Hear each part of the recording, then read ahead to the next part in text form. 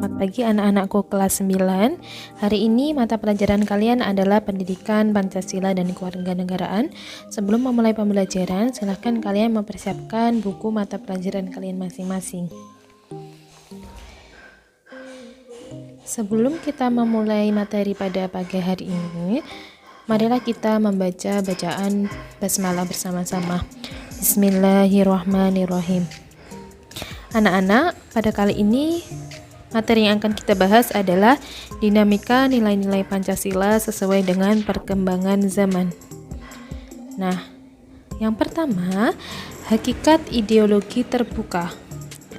Ideologi diciptakan oleh Destutt de Tracy atau filosofi dari Prancis yang menyatakan bahwa ideologi sebagai ilmu mengenai gagasan-gagasan yang menunjukkan jalan kebenaran menuju masa depan. Dengan demikian, ideologi dapat diartikan sebagai falsafah hidup yang dalam bahasa Jerman itu disebut dengan Weltanschauung. Nah, anak-anak, ideologi sendiri ini dibagi menjadi dua. Ada ideologi terbuka dan ideologi tertutup. Ciri-ciri ideologi tertutup yang pertama adalah bukan merupakan cita-cita yang sudah hidup dalam masyarakat, melainkan cita-cita sebuah kelompok yang digunakan sebagai dasar untuk mengubah masyarakat itu sendiri.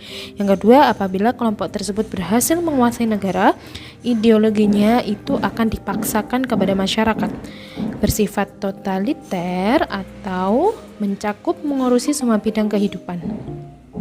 Pluralisme, pandangan dan kebudayaan ditiadakan, hak asasi tidak dihormati, menuntun masyarakat untuk memiliki kesetiaan total dan kesediaan untuk berkorban bagi ideologi tersebut.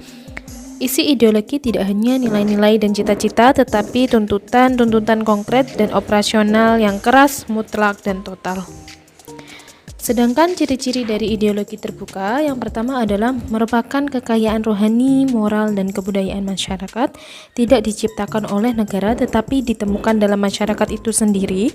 Isinya tidak langsung operasional sehingga setiap negara baru dapat dan perlu menggali kembali filsafat tersebut dan mencari implikasinya dalam situasi kekinian mereka.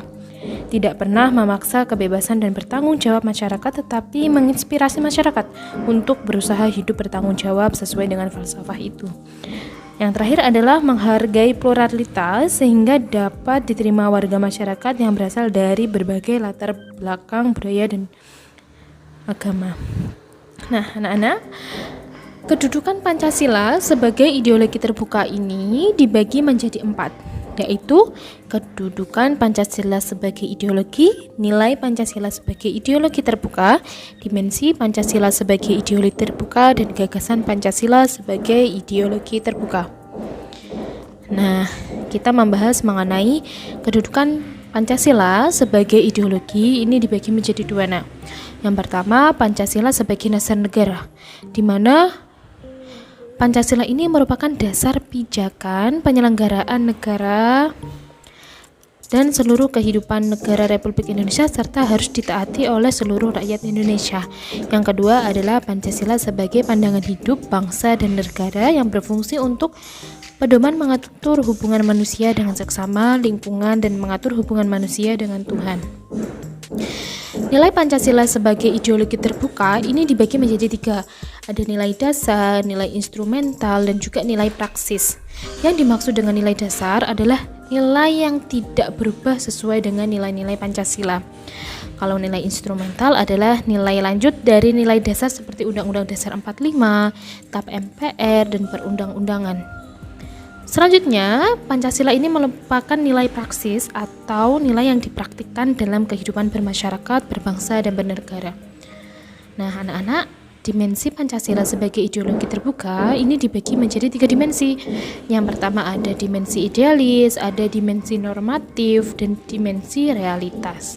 Nah, dimensi idealis ini adalah nilai yang terkandung dalam Pancasila. Sedangkan dimensi normatif adalah nilai Pancasila yang perlu dijabarkan dalam alinea keempat pembukaan UUD NRI tahun 45. Dan dimensi realitas adalah mencerminkan realitas yang hidup dan berkembang dalam masyarakat. Gagasan Pancasila sebagai ideologi terbuka memiliki beberapa faktor yang mendorong. Yang pertama, dalam proses pembangunan nasional berencana, dinamika masyarakat Indonesia berkembang sangat cepat.